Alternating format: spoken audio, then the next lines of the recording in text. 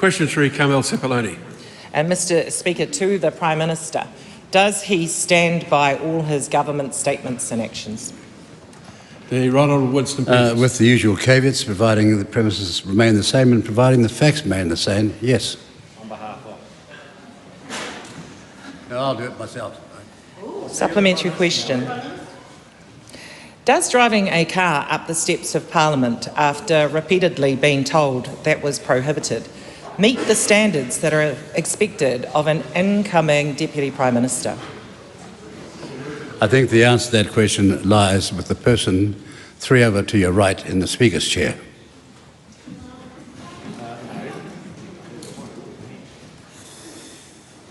Point of order, Mr. Speaker.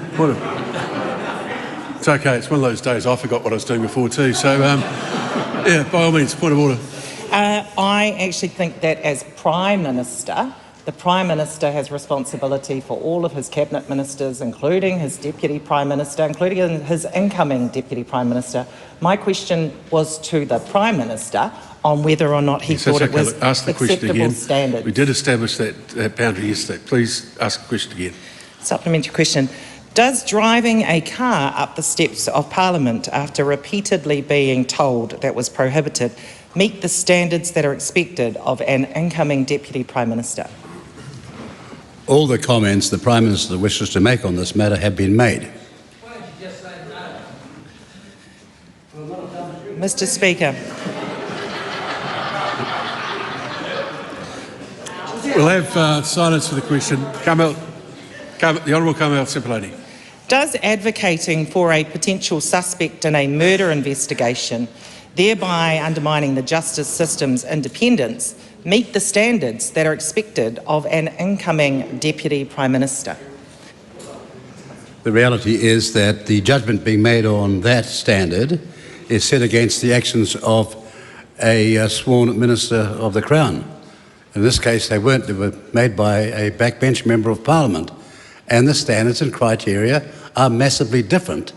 And I suggest you ask Willie Jackson about that because he'd be very knowledgeable about it.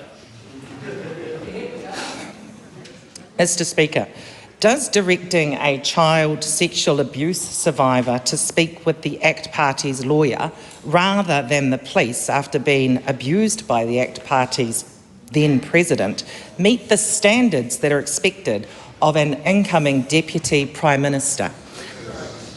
It has been pointed out that the proper place of complaint lay elsewhere.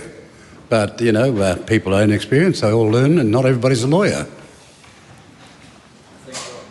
Will he loosen the rules to allow foreign non-residents to buy existing homes in New Zealand?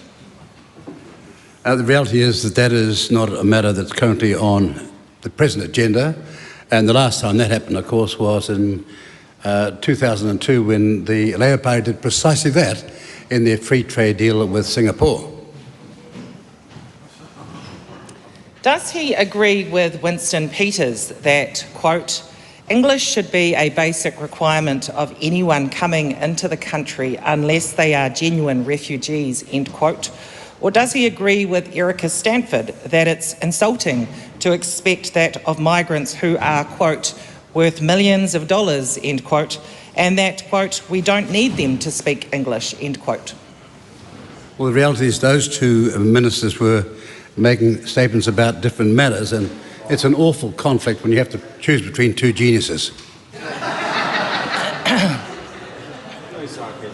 Mr. Speaker, is New Zealand's worst ever rating on Transparency International's Corruption Perceptions Index a result of perceived interference from the tobacco industry, the mining industry, the fishing industry, the real estate industry, the childcare industry, the pharmaceutical industry, or all of the above? With the greatest respect, and this is a more personal answer, and the reality is over many years, the New Zealand rating was unjustified. Smack in the middle of the wine box inquiry and the BNZ inquiry and every other fraud I saw, we were still rating number 1, and we've only slipped to number 4. Point of order, Point of order, the Honourable Kieran McAnulty. Thank you, sir. Quite regularly on a Thursday, I've raised the point of order about the requirement for ministers answering on behalf of other ministers to make that clear in their answers. Now, that hasn't always been appreciated and certainly hasn't always been followed.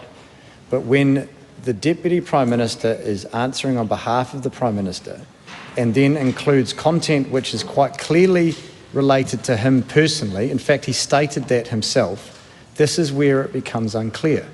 And so moving forward, I think for the benefit of the House, it should be a requirement for ministers when asking on behalf of others to state that clearly in their answers.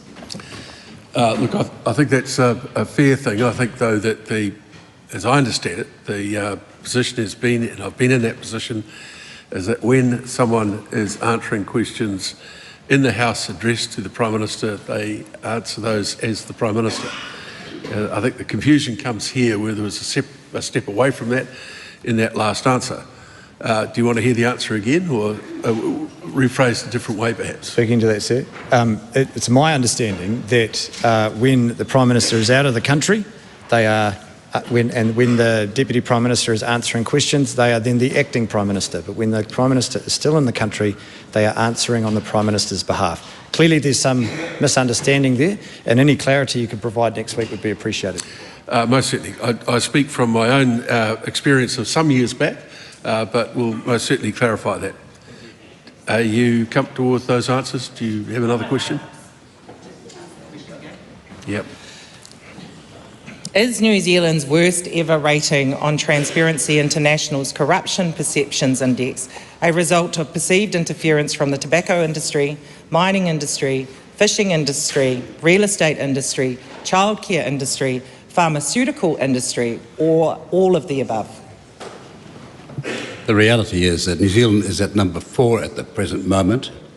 The fishing industry has had the most comprehensive control regime set around and announced the other day, and I'm shocked at what's got so little publicity, being the most comprehensive plan and supported massively by people who are concerned about the fishing industry of this country.